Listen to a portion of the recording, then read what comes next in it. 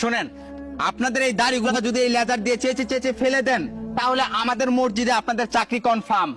কে হুজুররা কথা কন না কেন? রাজি থাকলে কন দাড়ি গিলি চাইছে দে, আর বিনিময়ে অনেকগুলো টাকা পাইবেন। নাউজুবিল্লাহ, আস্তাগফিরুল্লাহ। এই সব কাজ আমরা করতে পারতাম না, প্রয়োজন আমরা এই চাকরি করবো না। আসলে এই সৎ পথে চলো দেখেই তোমরা আজকে উন্নতি করে খেতে পারছো না। সামান্য দাড়ি তো কেটে দিলে কি করবেন? ক্যাশে টাকা পাবেন এবং এই যে এই ব্যাগ ভর্তি টাকা পাবেন, যে টাকা দিয়ে আপনারা সারা জীবন সুখে শান্তিতে থাকতে পারবেন স্বামী স্ত্রীর সাথে। ভাই হাতাই কি ব্যাগ ভর্তি টেহা আছে? তাহলে ভাই চাকরিটা আমার এই দিয়া দেন, আর আমার দাড়িগুলা কাটটা ফেলাই দেন, আমি রাজি ভাই। হায় আল্লাহ, দাড়ি হইলো আমাদের প্রিয় নবীজির সুন্নত। তুমি এই কয়টা টাকার জন্য আর এই চাকরির জন্য দাড়ি ফালাই দিতে রাজি হয়ে গেলা? আল্লাহ। ফি জাহান্নামি, জাহান্নাম ছাড়া তোমার কোনো উপায় নেই।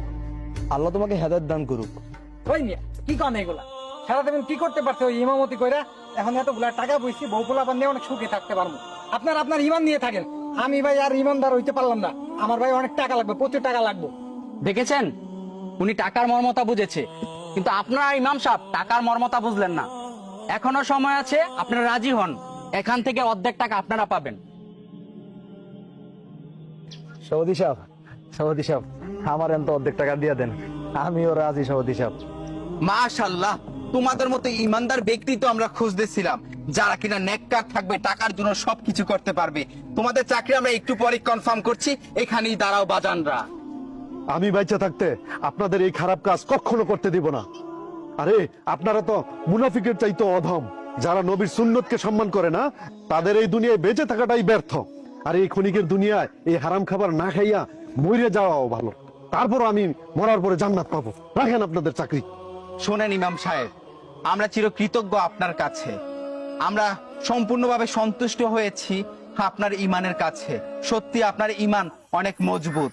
আজকে থেকে আপনি আমাদের মসজিদে ইমাম সাহেব হবেন। সভাপতি সাহেব, আপনি এসব কি বলছেন? চাকরিটা আমাদের দেওয়ার কথা ছিল, আপনি চাকরি ওনাকে কেন দিচ্ছেন?